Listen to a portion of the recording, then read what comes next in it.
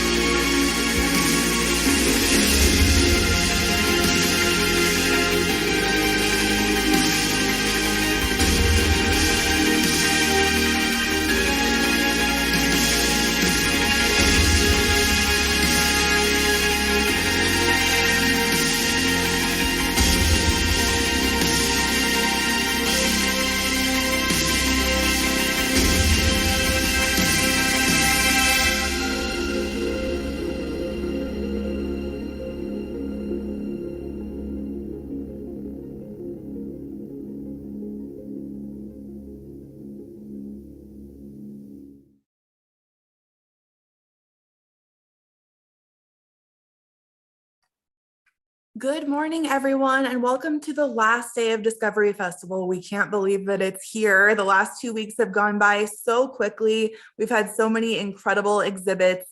My name is Jessica Sosa, and I'm here with Big Brothers Big Sisters of Central New Mexico. We're so excited to kick off the day today with the Bernalillo County Fire Department. They have an incredible exhibit ready for you, and I'm so excited to introduce Firefighter Janessa Ruiz. I will go ahead and over to Hello, you. how are you guys doing? How's everyone doing?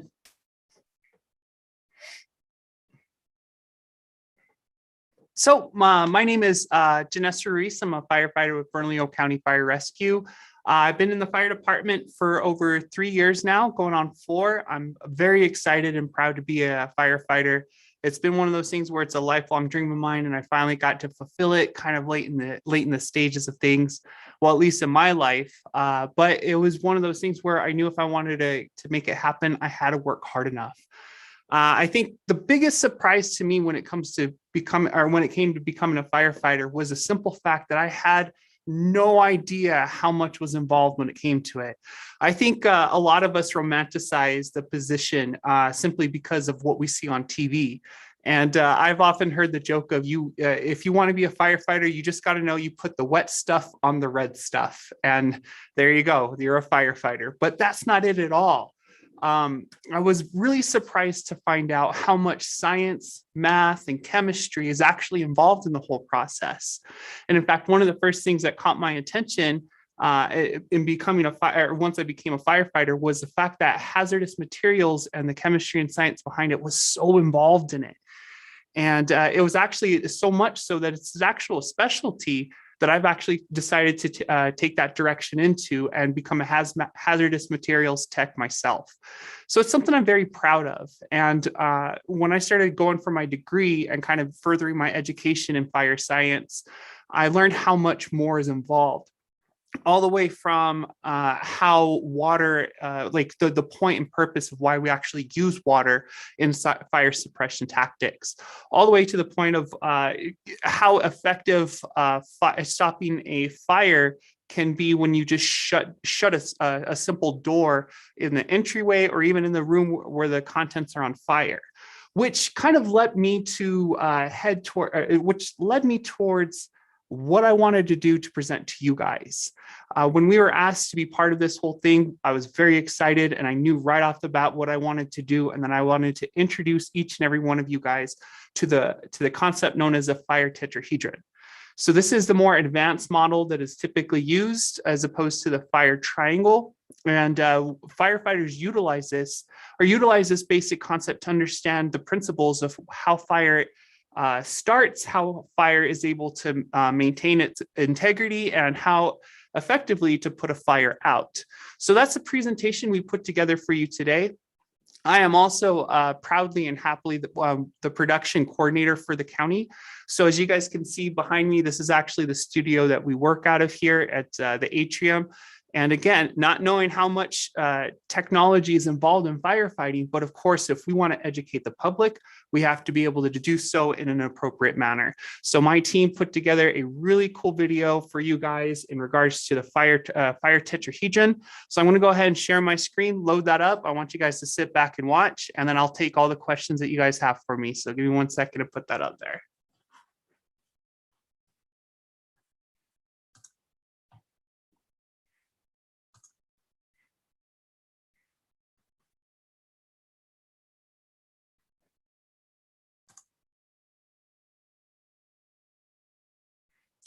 All right, guys, sit back and enjoy.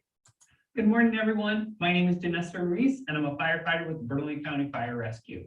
Today, we're going to talk about fire science, specifically all about the fire tetrahedron.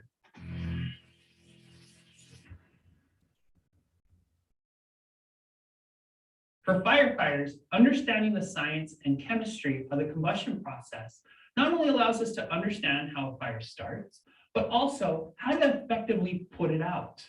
The fire tetrahedron was derived from the older and simpler model, the fire triangle. The triangle shape was perfect for explaining how the element Doesn't look like it's sharing at the moment. Let me see if I could. Oh, there we go. That's probably why.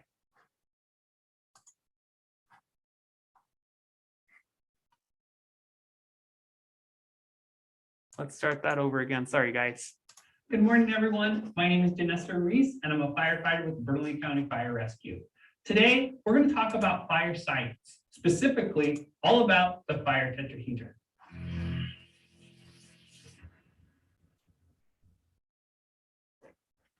For firefighters, understanding the science and chemistry of the combustion process not only allows us to understand how a fire starts, but also how to effectively put it out. The fire tetrahedron was derived from the older and simpler model, the fire triangle.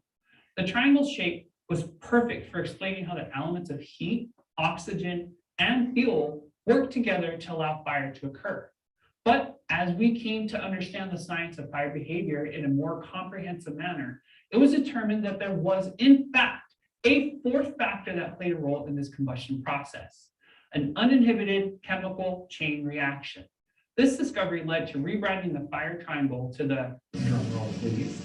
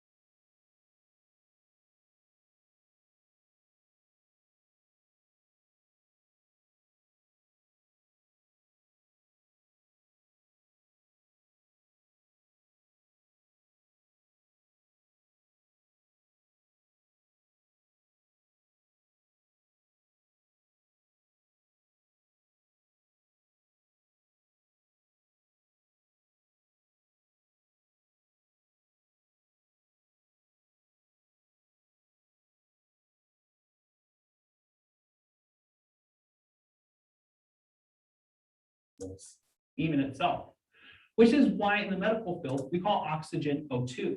So outside of the labs, the oxygen source that is required for fire is actually known as an oxidizer, which is any compound that readily yields oxygen or other oxidizing gas. Oxidizers are rather volatile when interacting with other chemicals. The interaction between this chemical is called oxidation. Oxidation can happen in a variety of different paces. An example of ultra-rapid oxidation can be described by a large explosion. Slow oxidation can be seen in the form of rust on metal. And that nice, sweet Goldilocks zone that is just so perfectly right is demonstrated by the tenable fire we use every day. Another way to think about fire is energy and motion. I had mentioned that the production of this red hot substance is a rapid oxidation process. But what does that really mean? Well, that takes us to the concepts of potential and kinetic energy. Potential energy is a stored energy possessed by an object that can be released into the future to perform work once unleashed. This is actually the exact opposite of energy and motion. Think a cord of firewood that is still bundled together and sitting next to your tent. We know that the wood has potential to burn, but won't actually do so unless we add heat and oxygen to this equation. You might be thinking, Janessa, All right, guys. So I was just informed that we were having audio issues. So I'm going to go ahead and back up a little bit and we'll go ahead and run it. I got the green light to go ahead and back up just a bit. So it's so good. Don't worry. It's so good. It's well worth it to watch it more than once. Good morning, everyone. My name is Janessa Ruiz, and I'm a firefighter with Bernalillo County Fire Rescue. Today, we're going to talk about fire science, specifically all about the fire tetrahedron.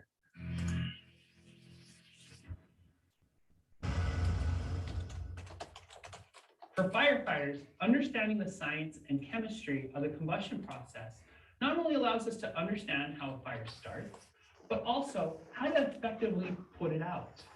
The fire tetrahedron was derived from the older and simpler model, the fire triangle. The triangle shape was perfect for explaining how the elements of heat, oxygen, and fuel work together to allow fire to occur. But as we came to understand the science of fire behavior in a more comprehensive manner, it was determined that there was, in fact, a fourth factor that played a role in this combustion process, an uninhibited chemical chain reaction. This discovery led to rebranding the fire triangle to the, drum roll please, the fire tetrahedron. Since then, the fire tetrahedron has been a valuable tool for firefighters to learn and understand how to combat their mortal enemy, fire. I hope you all are excited to be here because not only am I going to nerd out with you about science and chemistry, but today I will literally be playing with fire and showing how removing or suppressing any one of the elements from the fire tetrahedron will extinguish a given type of fire in an emergency. But before we could get into any of that, let's talk about what fire actually is and delve into this really hot topic, pun intended.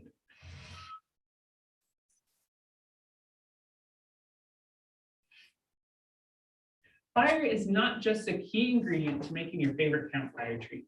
According to the International Fire Service Training Association, or IFSTA, as the cool kids call it, fire is a rapid oxidation process, which is a chemical reaction resulting in the evolution of light and heat in various intensities, which, in normal people's language, means that a fuel is continuously and rapidly reacting with the heat and oxygen to produce both heat and light. Humans had capitalized on these byproducts of fire to cook their food, heat their homes, and before the invention of the light bulb, illuminate their surroundings when it got too dark. I mentioned that oxygen is part of this equation, but in truth, fire actually needs an oxidizer. Yes, oxygen in its pure form is flammable, while oxygen is that element that hates to be alone and loves to bond with other chemicals, even itself, which is why in the medical field, we call oxygen O2. So outside of the labs, the oxygen source that is required for fire is actually known as an oxidizer, which is any compound that readily yields oxygen or other oxidizing gas. Oxidizers are rather volatile when interacting with other chemicals. The interaction between this chemical is called oxidation. Oxidation can happen in a variety of different paces. An example of ultra-rapid oxidation can be described by a large explosion. Slow oxidation can be seen in the form of rust on metal. And that nice, sweet Goldilocks zone that is just so perfectly right is demonstrated by the tenable fire we use every day. Another way to think about fire is energy and motion. I had mentioned that the production of this red hot substance is a rapid oxidation process. But what does that really mean? Well, that takes us to the concepts of potential and kinetic energy. Potential energy is a stored energy possessed by an object that can be released into the future to perform work once unleashed. This is actually the exact opposite of energy in motion. Think a cord of firewood that is still bundled together and sitting next to your tent.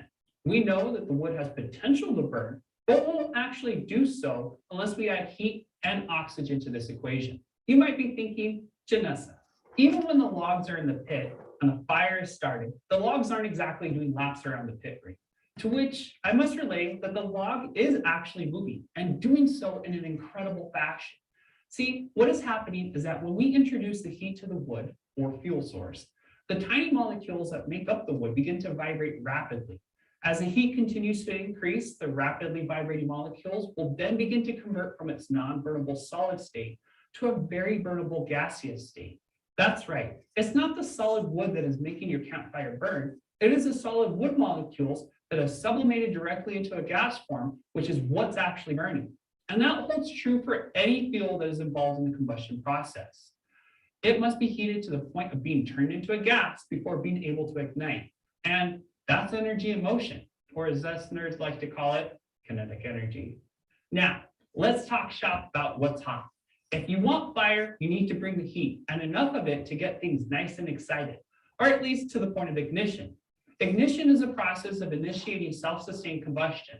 This combustion is described in two ways: pyrolysis and vaporization. Pyrolysis is a decomposition of a solid material by heating, often preceded by combustion. Remember that campfire wood we talked about earlier? That is a perfect example of pyrolysis. Vaporization, on the other hand, is a physical process that changes a liquid into a vapor caused by the transfer of sufficient amount of heat. Think gasoline, ethanol, or acetone. Heat or thermal energy is the kinetic energy transferred from a high temperature substance to a low temperature substance, which means our boring fuel isn't going anywhere unless you bring a little excitement into its life. This transfer can be done in a multitude of different ways. Conduction, which you can actually experience by touching a nice hot cup of coffee, or via convection, which is a process of heat transfer from one location to the next by the movement of fluids, or radiantly, which an object can experience by being in close proximity to an adjacent fire or heat source, which is why we aren't supposed to sit so close to that campfire. It should be noted that fire can occur without the presence of a flame. This can happen when a mixture of gases or vapors ignite spontaneously with no external ignition source and after reaching a certain temperature. This is called autoignition. The other method is when fuel experiences self-heating due to exothermic internal reactions. So under the right conditions, fire will still find a way. As you can see, there are a lot of fascinating things to talk about when it comes to fire science. And I could probably go on forever talking about the many different attributes that involve this topic. But now that we have a better idea as to what fire is, let's get into the demonstration and use our newfound knowledge to fight some fire with science.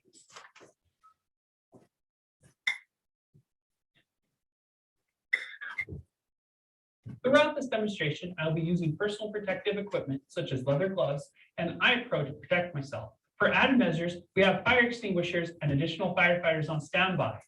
I respectfully ask that you do not try any of these experiments at home. We are trained professionals with a multitude of redundancies in place to perform these tests safely.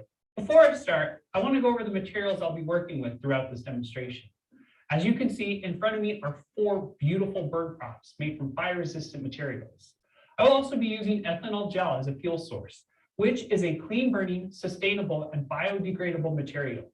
Our heat source will be provided by an everyday utility lighter, and I will source the room's ambient air as our oxidizer. Now, with that out of the way, I'll show you how once you remove one of the components of the fire tetrahedron, the fire will cease to burn and be no more.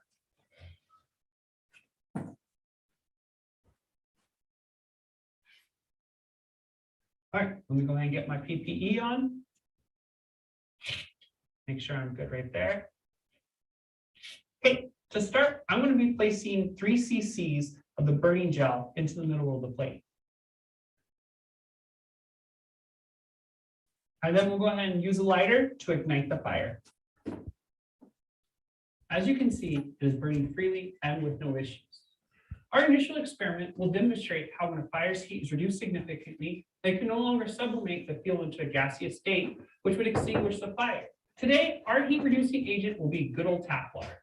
This is the most common compound firefighters use to combat ordinary combustible fires. It may surprise you to find out that we do so specifically because of the cooling process that occurs when water interacts with fire. It should be noted that any chemical change almost always involves the exchange of energy. However, not all reactions are the same. During this process, some conversions will give off heat, while others will actually absorb heat. This is where the water comes in. I will now add 3 cc's of water to this fire.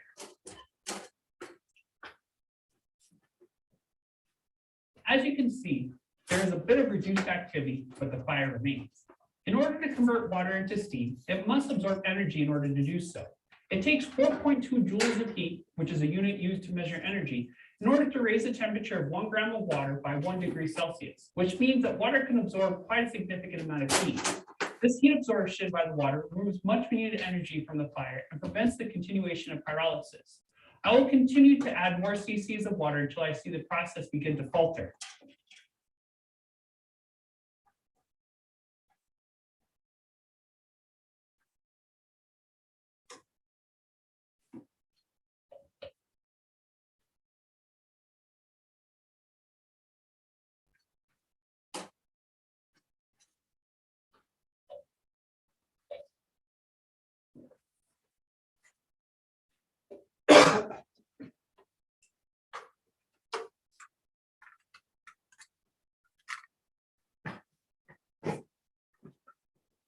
There.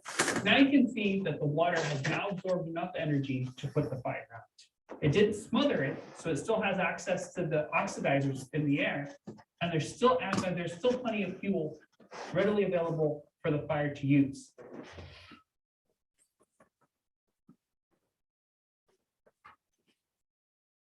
Now, our field demonstration is actually very straightforward.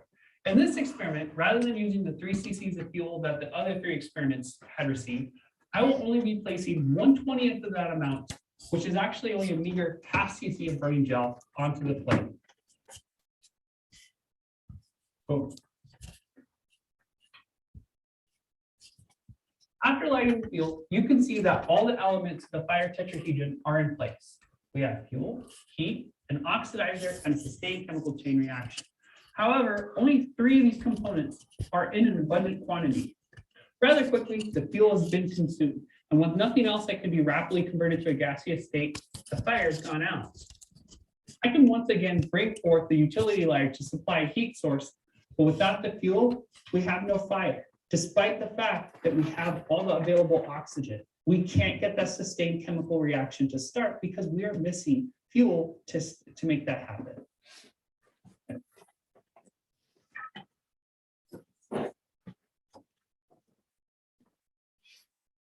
In this demonstration, I will be showing how vitally important an oxidizer is to fire. As you can see, this demo prop is not like the others. However, this misfit is by far my favorite to show science in action. With 4 sides and a lid, this prop can be sealed airtight in order to prevent any additional air from entering into the burn area, which means once the fire is started and the lid is placed on top, the amount of oxygen the fire has access to is limited to what is within that demonstration prop. We will be going back to the use of 3 cc's of burning gel for our fuel source. I will set that inside. And I will use a utility lighter to provide the necessary heat to establish pyrolysis. And with the ambient air, we have our oxidizer. And with everything together, that's our sustained chemical chain reaction. So before I put on the lid, I want to ask, how long do you think the fuel will burn until it depletes all of its oxygen? 2 minutes? 5 minutes? 10 minutes? I'll give you a second to make an educated guess on this. All right, let's get this lit, place on the lid, and start the timer. Here we go.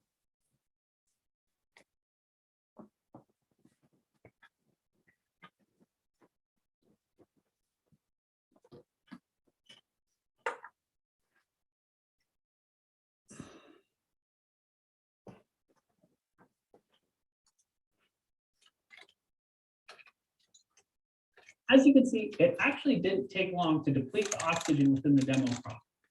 Was it what you were expecting? This clearly was an incredibly effective way to put out this fire. However, firefighters are not arriving on scene with giant polycarbonate boxes to cover houses that are on fire. But with this, we have now learned that limiting the source of oxygen to a fire can greatly reduce its propensity to spread and burn out of control. Which is why, if you ever encounter a fire in your home, shut the door to the room and get out as soon as possible. The act of closing the door will prevent copious amounts of oxygen from being available, which can be a big help to firefighters.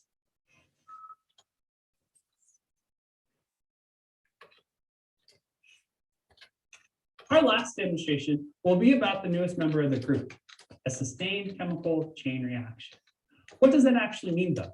This is a chemical process of oxidation that occurs at a rate fast enough to produce heat and usually light in the form of either a glow or a flame. While it sounds similar to what defines a fire, it should be noted that this describes a point of a fire where the minimal conditions are present for it to continue unimpeded. So that means that there is sufficient heat being produced to continue the production of gaseous fuels, there is sufficient fuel to be converted to that burnable gas, and there is sufficient source of an oxidizer. For the last time, I will be placing 3 cc's of the burning gel on the plate. And the utility lighter will be used as a heat source to ignite the fuel.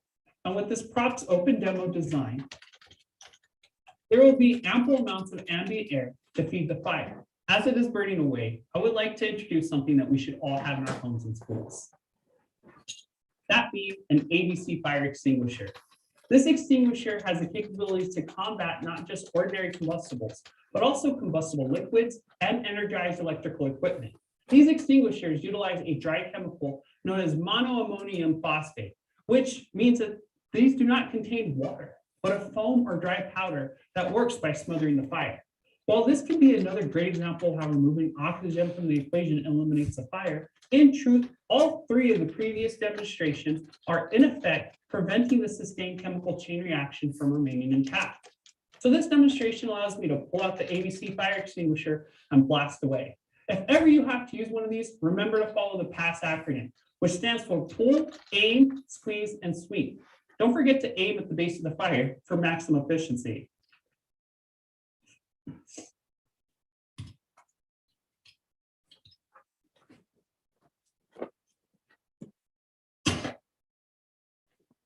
And there you have it. We have learned about the components that make up a fire and how the fire tetrahedron must be in effect in order for the fire to remain intact. I hope you had a great time learning with me today and continue to seek out the cool things that science, technology, engineering, and math have to offer. Once again, I'm firefighter Janessa Ruiz with Bernalillo County Fire Rescue. And I would like to end with, remember Bernalillo County, stay safe.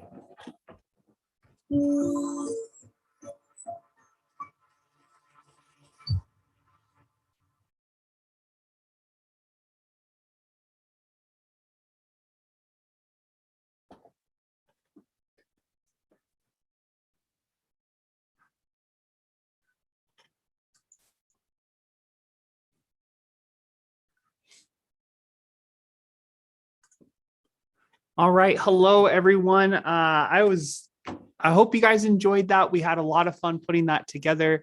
As you can tell, there's a lot of science, a lot of chemistry when it comes to firefighting. And again, when I first started, I had no idea there was so much involved in the process.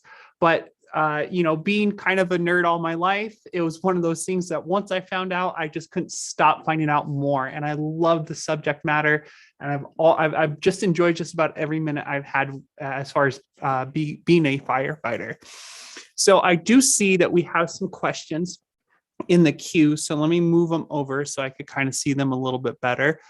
I will go ahead and answer some of these live. If you guys want to go ahead and throw them in the question chat. Also, if you just want to do the regular chat and kind of throw something out there, I am more than willing and happy to answer as much as I possibly can for you guys, and just keep them coming. I love the enthusiasm already. All right, so I will go ahead. Let's start with the oldest one first. The first question I got is from an anonymous attendee, and that's, how do firefighters limit oxygen in a fire? That is a very good question. If you guys saw in the demo, I hope it was very interesting to see how quickly that fire went out when we prevented any kind of additional oxygen from getting in. Now, I'm so excited about this, that this was like one of the questions I got to ask, or I got to answer right away. So as I said in the video, this was my favorite burn prop. Just because of the fact of how quickly you could starve out a fire. And so this is polycarbonate plastic right here. And so what we did is, when we built this, we built it out to seal it in. And so because the fire actually consumes the oxygen, converts it into heat energy, because of course, energy cannot be created nor destroyed. So it has to be converted into something else. But what that does is actually it creates a vacuum effect. And I don't know if you guys saw, but we'll post the video up on our own website. But at the end of it, it actually kind of bowed in because it created a negative pressure effect on it. And so that lets you know right there, or with that understanding right there, it lets you know that once that oxygen consumes all the air, it does a thing actually called entrainment. So when a fire, say, is in a corner of a room, I'll use this as a little pointer. This is our utility lighter. Say that there was a fire here in the corner of the room and we had an opening right here. Well, if this was sealed off nice and tight and our only opening is right here, we'll get an effect called entrainment. And that entrainment will effectively just start sucking in air from the bottom. The hot air from the fire will rise up and it'll actually start coming out the top.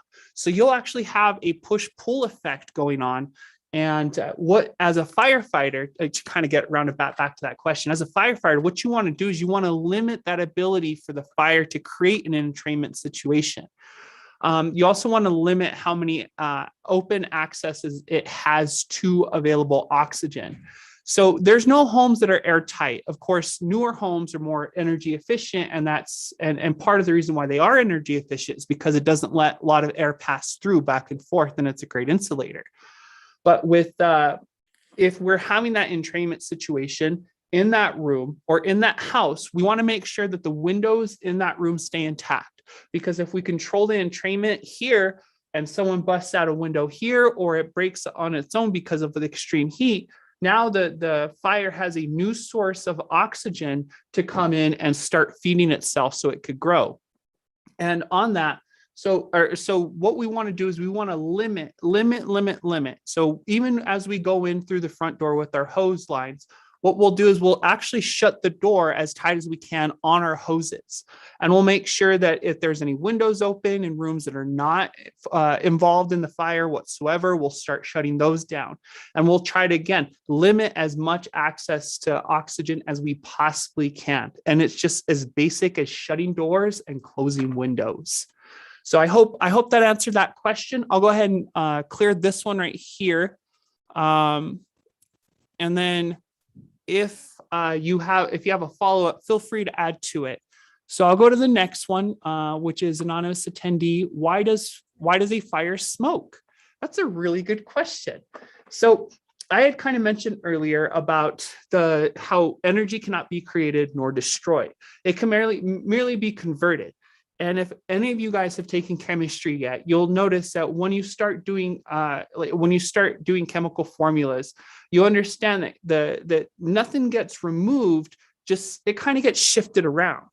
And so whatever is on fire, it possesses a particular set of chemical makeup. And when fire is attached to it, it starts actually breaking it down to more simpler chemistry. And you start seeing smoke on fires. And if you notice, there's different color smoke, right? You'll see white smoke and then you'll see black smoke. The black smoke is the smoke that you don't want to see. That usually indicates that the fire is really just really ripping on a whole bunch of stuff. If you see black smoke, again, it's letting you know that there's a lot of inefficient burning going on. That smoke itself, the black smoke, is actually made up of small particulates that just haven't burnt up. So it's actually called unspent fuel. And it seems like that's a good thing kind of on the surface, but it actually really isn't. If we go back to over here where the prop is, and we say we have, we'll take this plate out. Say we have a new couch, right? We have a new couch made with new materials. And new materials are probably the worst things that could possibly burn. They're lighter, they're synthetic, they have a lot of chemicals that kind of put it together. So it burns really, really dirty. And it burns really fast. And so if we have an inefficient burn inside this room, what ends up happening is that black smoke starts filling in this room and contents. Now, smoke does have weight to it, which and as it it does cause things to expand and build up pressure. So when you have smoke in a room and you start building up this pressure, you start getting what's called thermal layers. And these thermal layers start heating up. And the higher you go, the hotter those thermal layers get. And when you get to the top up here, where it's nothing but the thick black smoke of unspent fuel, and that heat starts rising, you'll get a thing called flashover. Or a backdraft. I'm sorry, you'll get a backdraft. And that's an incredibly dangerous thing, because effectively, if you have a modern day home with very good insulation and you got a lot of unspent fuels stacking up in here, and that heat keeps growing and that pressure keeps growing, with pressure comes more heat.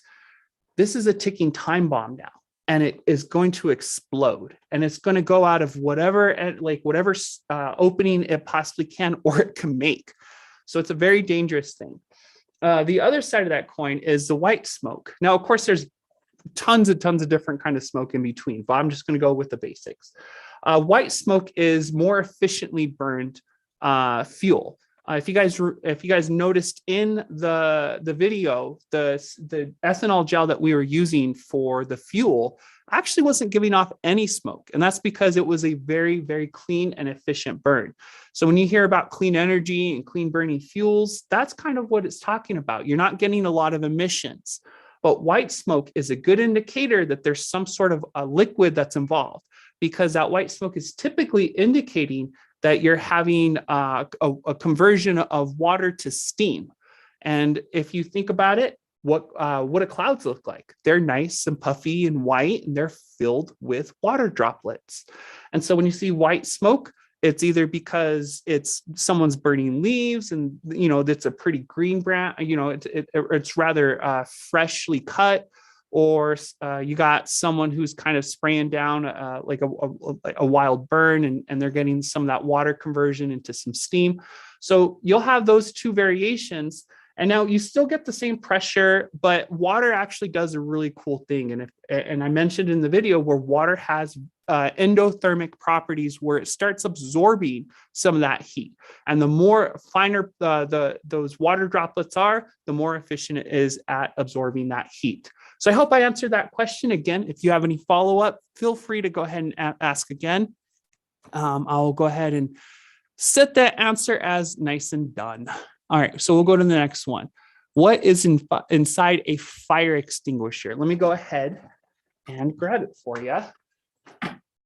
We still have the fire extinguisher. Hello. We still have the fire extinguisher that we use from the prop. So I want to show you guys. So if you guys can see, it's just a white powder. So fire extinguishers are going to contain one of two things. It's either going to be, now I'm going to taste salt all day because it has a really salty taste. I'm going to be nice and white and powdery. You'll either get this chalky kind of dust that comes out of it, or it'll be foam. There are different kinds of fire extinguishers here in the US. We use A, B's, C's, D's, and K's. And each one of those are specific to the type of fuel that we're trying to put out. So when I had mentioned in the film that you want to always have an ABC extinguisher in your home or your school, that's because it's covering quite a wide range. Now you can't get extinguishers that are very specific to each fire, but you want to make sure that you have something that is kind of just a do-all. And it's really no really extra big cost to get one or the other. When you start getting into the D's or the K's, that's when it starts getting expensive. And I'll go ahead and break down kind of what each one of those are for. An A extinguisher is for ordinary combustibles. That would be your woods, your I wouldn't say necessarily like synthetics, but like your wood, something, and your grass and your trees and all that other stuff. It's something that you just is not really overly produced. It's kind of grown in nature, and it's going to burn. It's going to burn itself out. It has kind of properties what we would consider ordinary combustibles. Your B's are going to be your flammable liquids. That's going to be your gasolines. That's going to be your like acetylene, your acetones, your diesels. Those are your flammable liquids, and those require a different kind of fire extinguisher, because a lot of times if you have just an A extinguisher, which that one is effectively water, but if you have a class A extinguisher and you spray it on something that's a flammable liquid, depending on the weight of that particular fluid, whether or not it floats or sinks in the water, it's going to have possibly an adverse or even worse effect on the fire itself. Because if that fluid floats above water and now we're spraying it, now it's starting to float above and that water's not getting to it at all. Those endothermic properties of that water are not applicable at that time. So we need to make sure that we have a type of extinguisher that kind of covers that fire and puts it out completely. You really want to smother type B fires. Type C's are an energized electrical equipment, and that's a key word. It has to be energized. And the reason why you want it to be, you don't want it to be, but the reason why it's most effective against energized is because it shuts down that kind of electrical connection and kind of diffuses it. It's not perfect, but it does. It's going to be the best thing that you could hope for in something that's continuously being fed power. Your D's are your flammable metals, and that seems a little bit weird, but now that we're starting to have electric cars all over the place, Class D fires are actually starting to become more and more common, because now those metals that comprise those batteries such as magnesium and lithium ion and titanium and everything else in there, they actually at high enough temperature, they can catch fire. And normal conventions don't work when it comes to trying to put those out. Your class K, and now I know you guys are always going to remember this forever, ever, until the end of time. And our class Ks are for kitchen fires. Specifically, I'm not kidding. They're for typically restaurants are actually required to have class K setups so that they could deal with grease fires, because grease fires are kind of their own little special beast. And you got to make sure that you have put the particular setup just to combat that accordingly. I know I didn't go too specific as to what chemicals are exactly in them, but I could tell you each one is different, and it's going to be tailored to whatever classifier that you're trying to go after. All right. Again, if you have follow-up, feel free to ask in the questions below. All right. So the next one is, what led you to becoming a firefighter? Oh, I like this question. So I became a firefighter because, it was something I always wanted to do. But I'm also a track coach. I've been a track coach for over 14 years. And I was working with, and I love doing it. And I was working with some kids, or this kid in particular one year. And she was just absolutely amazing throughout the time. But she had some problems at home. And I made sure to kind of make sure she was okay. And I kept in contact with her. And we kind of had a powwow every week. And, I just was kind of just doing my job and trying to be a mentor and try to be a coach. And at the end of the season, she definitely blossomed, and she had a lot more confidence, and she sorted a lot of stuff out. And she pulled me aside. She's like, "Coach, can I talk to you real quick?" And I said, "Absolutely, no problem." And I figured it was just kind of like that normal weekly checkup. But then she told me, she's like, "Coach," she's like, "I just want to let you know," she's like, "I'm doing so much better." She's like, "I kind of looked around and saw where I was at." She's like, "And I came to the conclusion that the 3 hours a day I spend with you are by far the best part of my day." And I was so taken back because I showed up to just, coach track. I guess maybe at that time, I just wanted to coach track. But I had no idea that I was having that big of an impact on one person. And I went back to my regular 9-to-5 job, and which I loved and I really enjoyed. But I kind of came to the conclusion that I'm not getting the satisfaction as much as I did as finding out how much of an impact I had on that on that student athlete. And I felt as though it was a good enlightening moment, understanding that I have a lot more to give this world and our community and my family and my friends and everyone around me. And I couldn't see a better way to do it than becoming a firefighter, because not only do we fight fires, but we also run medical calls. About 78% of the calls that we run here at Bernalillo County Fire are medical calls. So all the rest are your hazmat, your rope rescues, your fires, and everything else. So we are primarily a medical entity. So I just knew I wanted to be one of those people who made a difference. And that was one of those things that really turned my life around and started having me pursue this career as a firefighter. And I love every minute of it. I really, really do. Again, if you have follow-ups, feel free to go ahead and add it in there. All right. Okay. And this one's from another anonymous. "I want to become a firefighter. What do you recommend you do?" Oh, wow. Well, I will advise that you start working out because it is really taxing, really taxing. I've been a natural athlete all my life. I've not only was I a pole vaulter, but I stayed in physical shape so I could continue to coach and participate myself. I'm also a fighter as well. So I've been in and out of the ring a large portion in my later 30s. And I just stayed in shape. So when I started going for firefighting, I kind of was already mostly there, but I still didn't. When I got into the academy, I had no idea how incredibly tough it was. And I would say if you haven't started working out, start working out, because it's going to tax you physically. And I would also say start hitting the books. Right off the bat, most fire departments require that you have your EMT basic, which is kind of like almost the most entry of level medical licensures. And it kind of gets your foot in the door. And then also, if you don't get into fire right away directly after getting your EMTB, you could also go and start working for one of the ambulance services that are here in New Mexico. And that's one of those things that I would always advise, get whatever experience you possibly can. And even if you're actively in the process, I would say start headed that way.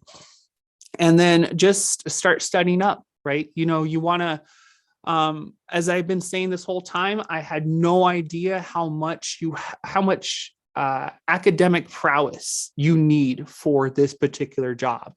I know I'm very excited about it. I absolutely love it. And again, I'm kind of that nerd right there. But if you have, if you're one of those kinds that is also leaning towards this direction, just understand there's a lot of options. There's volunteer fire departments that you could start at. There's smaller ones. And if you want to start going to the big ones, we have Los Lunas, Santa Fe, Bernalillo County, and Albuquerque Fire. All of them are great departments. Of course, we would love to see you here at Bernalillo County. But if you want, and if you're over 18 and you have more questions, I'll see, maybe if you could get a hold of one of the moderators, I could maybe answer some specific ones that you have and kind of help you there. But again, the broad strokes of it, get your EMT basic and start working out. And then if you can, start volunteering or working on another department. That'll always get you prepared. All right. Done on that one. The next question, how do oxygen molecules affect a fire? Oh gosh, wow, we're starting to get into the nitty gritty. So oxygen is an oxidizer, right? It's a very volatile element on the periodic table. It wants to bond with everything. And because it wants to bond, anytime it bonds, that's when you get energy created or energy moved, right? And fire is effectively not a runaway thing, because that's more nuclear, but if it's that sustained chemical chain reaction, right? You have that perfect cocktail of heat, fuel, and an oxidizer to sit there and keep that process going. Now, specifically, again, all it's doing is that it's bonding with that heat, and it's creating a lot of that, or it's expelling a lot of its energy as it's either bonding or getting pulled apart from everything else. So again, energy cannot be created nor destroyed. It can simply be converted. And that's what you're getting. You're getting that rapid conversion from those molecules. And it's just interacting with everything. I wish I could get super specific on that. You know, I consider like that I have a good peanut up here, but we could probably go for a very long time on a lecture on that on another day, I guess, maybe. But if maybe if you want to go back, we'll have the video on YouTube, and it kind of does tell about some of the specifics. But I'll see if I could maybe get some better answers for you that are more along where you're at. But if you have any follow-ups, feel free to put it in the questions. All right. So the next one: how much water does a fire truck hold? I like it. Okay. So our apparatuses are everything to us, right? You know, we could show up on a fire with an axe, but we can only do so much with that axe. So our apparatus, our fire trucks, our rescues, our tenders, our brush trucks, all of those are well equipped to handle just about any kind of medical or fire emergency that you're going to come across. Obviously, our rescue is not going to be it does not hold any water. But to move over to the typical thing, our fire engines. Here in Bernalillo County, we have two types of engines, or two sizes, engines with two different tank sizes. And that's going to be our 500-gallon tanks, which are going to be mostly the engines that are here in the city, to our 750-gallon tanks, which are most of our engines out there in the East Mountains. And obviously, you want to have more water out in the East Mountains, primarily because there's not as many hydrants out there. So we have to be able to cart our own water. We have to be able to take our own water to our fire emergencies. So in addition to that, when we're working in rural areas, we have an apparatus called a tender. Now, a tender is a very large unit that sole purpose is primarily to carry water. And I believe our tenders carry 2,500 gallons of water. 2,500 gallons of water. That's intense and insane. If you think about it, water weighs 8.3 pounds a gallon. 8.3 pounds a gallon. So if we pull that apart and say it's 10,000 pounds or 10,000 gallons, that's 8,300 pounds. No, that's even more than that. That's 83,000 pounds. And we divide that by half. That's, what is that? 41.25, and then divide that by half. So it's about 20,750 pounds, 20,000 pounds in just water. I don't know. Someone do the math and figure, correct me. It's 2,500 times 8.3. So, but yeah, that's a lot. That's a lot of weight that you're carrying on one single truck, hauling all that water up there. So, but we need to be able to go and take that water where we need to in the event that we're dealing with any kind of fire. And we don't have an alternative water source like a hydrant main. We also have brush trucks. Those will carry about 500 gallons, and they do exactly what they need to do. They're super mobile, and they get into the smaller spaces, and they're specifically to handle our wildland fires. So it really just depends on where you're at in the county or what apparatus that you're driving. That depends on how much water you have available. So that's a good question. I'm glad you asked. All right, so the next one, are fire trucks 4x4s? What a great segue, because out east, they are 4x4s. Here in the city, here in Albuquerque, see, Bernalillo County is a very big county, and Albuquerque actually, even though it's a big city, resides inside Bernalillo County. So that means that we interface with Albuquerque Fire Rescue a lot because our jurisdictions kind of overlay each other, but they do sit within our county. And so while we do have some urban interface that we deal with, we also have to deal with being out there in the East Mountains. And so while our fire trucks aren't going off-road, our fire trucks do need to deal with a lot of the snow that's out there. And that 4x4 action on those big engines is just perfect for when it comes to handling that terrain. We also have snow chains on the truck. So in case we do deal with a lot of snow and kind of this, we're dealing with issues with trying to get up a road or anything like that, we do have alternatives to help us, even if the 4-wheel drive doesn't let us down. But those trucks are so amazing. Very rarely do they do. Because they're very well built. We have some really amazing trucks. I've been able to drive them quite a bit because I'm looking at promoting to an engineer now. So I get to drive the trucks, and yeah, we got some pretty awesome trucks here. I'm pretty excited about it. So thank you for the question. So the next question is, oh, we're almost out of time. Where did you go to school to become a firefighter? I'll kind of rapid fire some of these. So I went to school so you don't go to school to become a firefighter. You go to school to get your EMT basic. That's what gets you in the door. I went to CNM proudly. I was a CNM Suncat. Woohoo! You know, I loved CNM. I enjoyed the teaching staff. They're really amazing. We actually have one of the best, CNM, I want to speak like I work there. CNM actually has one of the most comprehensive and competitively difficult EMS programs on the market today. And I think that's a great thing. I know it's effectively translated, it means that it's really hard. But it's a good thing. It makes you a better provider. And that's ultimately what you want to do. If your goal is to go out there and serve your community, you want to get the best education you possibly can. So CNM is where you're going to want to start. And then once you get into a department, they'll put you in through a fire academy, and that fire academy then will equip you with all the things that you need to know to get to become a firefighter. Good question. All right. If there's a fire in my house, what should you do? Get out. Any way that you can, any way that you safely can. I know a lot of us want to be heroes, but it takes very little time to become a victim in a fire. So my first and really my only advice is to get out as soon as you possibly can.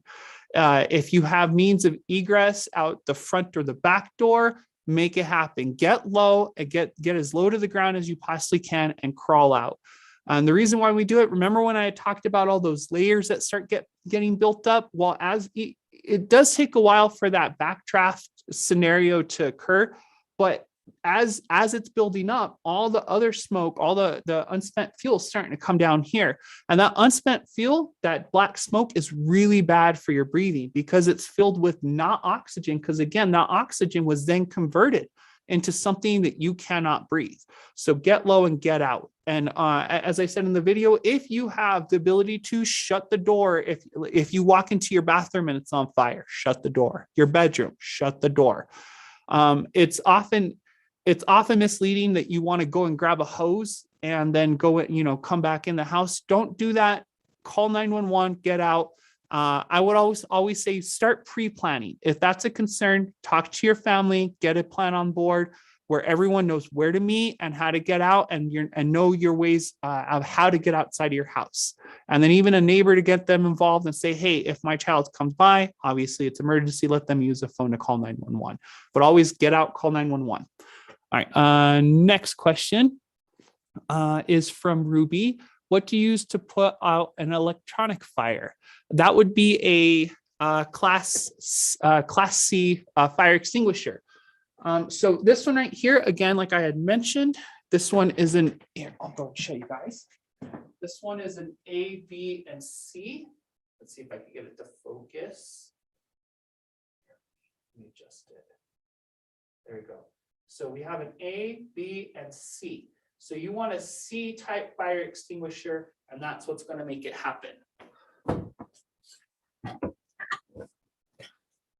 right, I hope I answered that. All right, the next one is, what kind of workouts do you recommend? Oh, yeah, Esteban. I reckon, you know what? I like plyometrics. What I do is I do a lot of like my own body weight kind of workouts.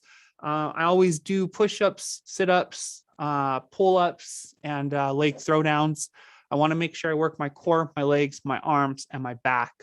I've never been a gym rat, but I've always been one that throws on a weight vest and goes out there and gets some miles under my belt.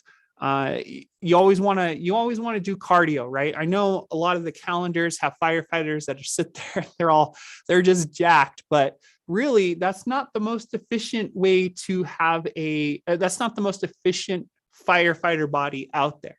You want to be nimble. You want to have a lot of endurance. You want to have enough strength to handle your pack, your equipment. And in the case and I hope this never happens in anyone's career, including my own, but you have to be able to wear all that equipment and still be able to pull someone out and get them to safety in case you find someone that's in a situation where you have to pull them out. So I would say anything where you could start manipulating your own body and handle at least 45 to 60 pounds on your back, it's always a good start. And again, push-ups, sit-ups, push-ups, pull-ups, sit-ups, and leg throwdowns. So good question. All right, next one is, well, you guys are loving all these questions, and thank you for answering. Of course, you guys keep them coming. If we're still good at I want to answer as many as I possibly can. I love these kind of questions. So this one's from Ruby. Oh, Charlene. Hello, Charlene, Commissioner. What tools do you use? So we have, we have a variety of tools that we have on our fire truck. I'll talk about when we're making entry. The first thing that you're going to want to do is you're going to want to have your hose line with you and a tool. To go through the list, we have a flathead axe, we have a pighead axe, we have a Pulaski, we have a McLeod, we have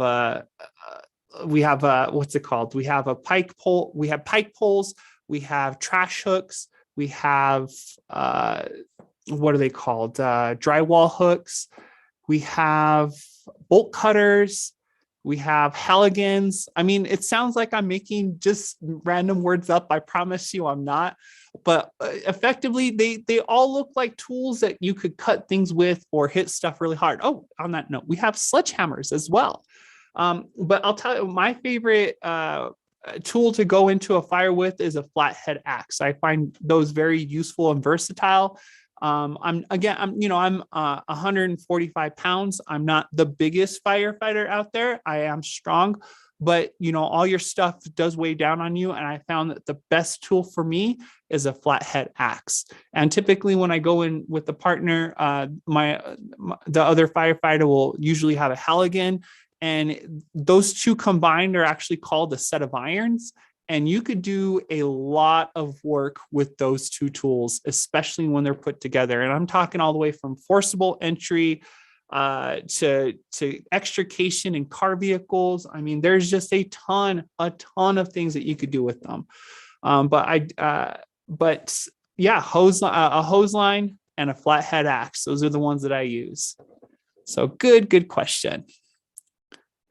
All right, the next one is from Anonymous. Do people on a fire team have different jobs? Yes, they do. In fact, they actually really do. All right, I'm excited. I like questions like this.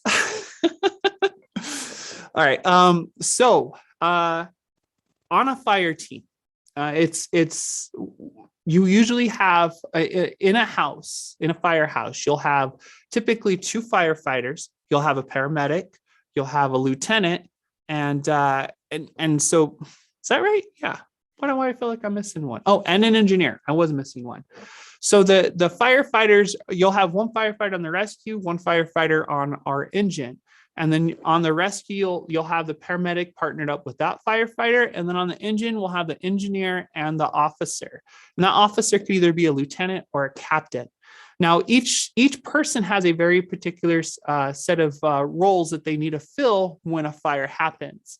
And it's, on a fire scene, the firefighter's typically going to be the one on the hose line. The officer is going to be doing the 360 and basically mapping out in their head everything that's going on on scene, and then formulating a plan on how to most effectively and efficiently and safely attack that fire.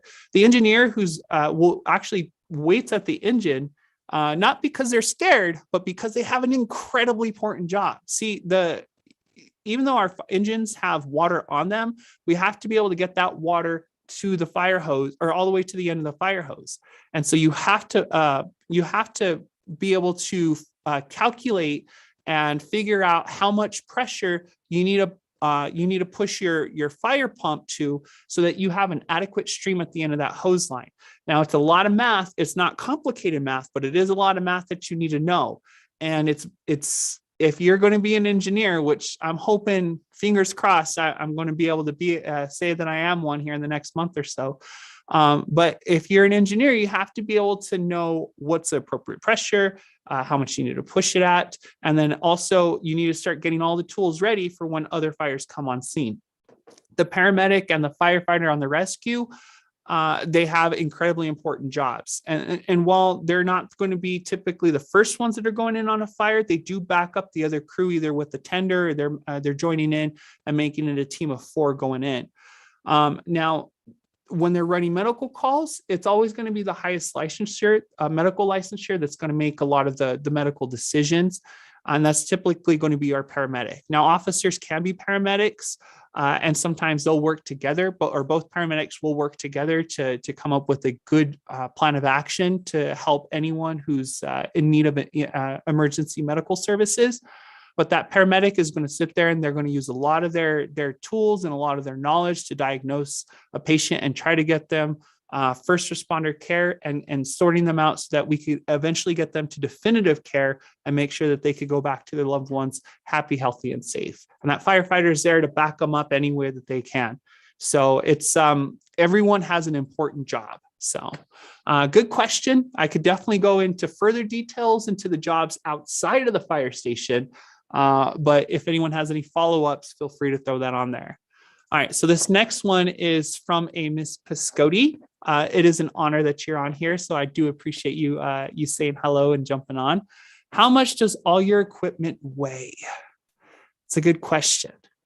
Your equipment right off the bat is you have your turnout gear, your bunker gear. That's what you normally see firefighters going into fires or fighting fires with.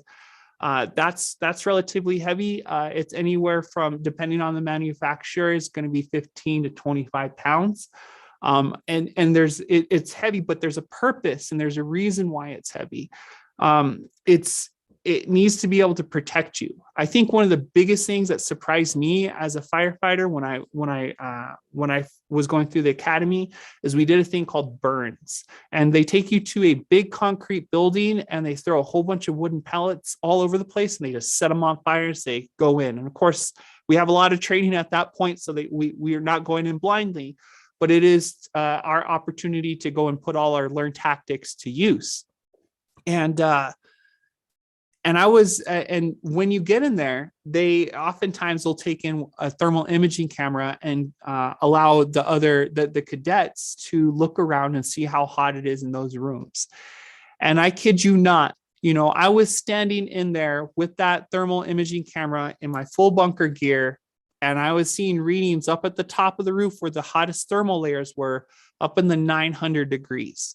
It was blazing hot. And so our equipment is heavy and it has multiple layers on there to sit there and keep out all that heat and keep us safe. So it is rather astonishing how we could literally be sitting in an oven or standing in an oven and still be able to work. It's just amazing. Our SCBAs, or a self-contained breathing apparatus, is the thing that you see on the back. It has a little, we use these carbon fiber containers to hold all our air. It's not oxygen. It's actually just room air that's pumped in at really high pressure, so it could feed us air for a certain length of time. That bottle and that pack is also about 20 pounds. So when you add everything up together, it's roughly about 45 pounds is what we have to carry on us. That's not including the tool. That's not including the hose line that we have to drag, because remember, water is 8.3 pounds a gallon, and you're carrying a hose line that's filled with it. It starts getting heavy after a while. And I've had to traverse a lot of stairs in full gear with the tool and an SCBA, and I'm fighting this hose trying to get it up and around the corner, and it's just getting stuck on stuff. But that's part of what's being a firefighter, right? That's where our training comes into play, and then we start learning how to use tactics and technique to make sure that we're doing it safely. So Ms. Piscotti, I appreciate you asking that question. I hope I answered that. At the moment, it doesn't look like we have any more questions. So, yeah, it does look like those are all of our questions. Thank you so much for the video and for answering all of them. This has been so amazing, and all of the teachers and students have loved it. Do you have any last words of advice or anything else you'd like to share with the teachers and students? I said it in the video, but I want to stress again, STEM is becoming so much more of an integrated part of all our lives, and just about everything we do. Science, technology, engineering, and math is an incredibly important, or those are incredibly important fields of study.